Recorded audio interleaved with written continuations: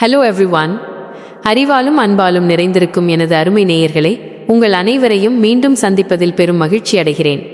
உங்களுடைய மேலான ஆதரவுதான் என்னை இது போன்ற பயனுள்ள கருத்துக்களை தேடி பகிர தூண்டுகிறது.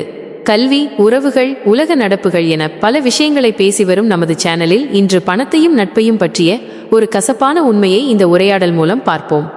ப்ரோ, அவசரமா ஒரு 5000 ரூபாய் வேணும், அடுத்த வாரம் கண்டிப்பா திரும்ப கொடுத்துடுவேன். மன்னிச்சுக்கோங்க ப்ரோ, இப்போதைக்கு கைவசம் இல்லை. என்ன ப்ரோ, கேட்ட உடனே யோசிக்காம இல்லைன்னு சொல்லிட்டீங்க? ஒரு உதவிதானே கேட்டேன். ஆமா ப்ரோ, ஏன்னா நான் உங்களை நம்பி என் அவசர தேவைக்காக வச்சிருக்க காசை தூக்கி கொடுப்பேன்.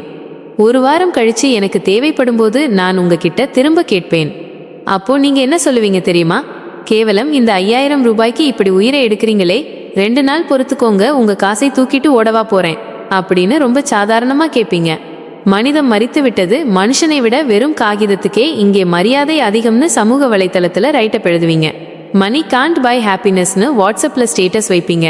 கடைசியில் மாளிகையோ குடிசையோ நாம் போகும் இடம் அந்த 6 அடி நிலம்தான், இடையில் எதுக்கு இவ்வளவு ஆட்டம்னு தத்துவமா போஸ்ட் போடுவீங்க.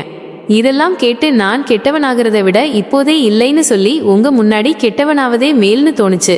அதான் ஒரே வார்த்தையில முடிச்சிட்டேன். உறவுகளை பணத்தை கொடுத்து நட்பை இழப்பதை விட ஆரம்பத்திலேயே உண்மையை சொல்லி நட்பை காப்பாற்றிக் கொள்வதே புத்திசாலித்தனம். இது போன்ற பல யதார்த்தமான பதிவுகளை தொடர்ந்து பார்க்க மறக்காமல் நமது சேனலை சப்ஸ்கிரைப் பண்ணுங்கள், லைக் பண்ணுங்கள், உங்கள் நண்பர்களுக்கும் ஷேர் பண்ணுங்கள். இந்த வீடியோவை பற்றிய உங்கள் கருத்துக்களை கீழே கமெண்ட் பண்ணுங்கள். மீண்டும் ஒரு நல்ல பதிவில் உங்களை சந்திக்கிறேன். நன்றி.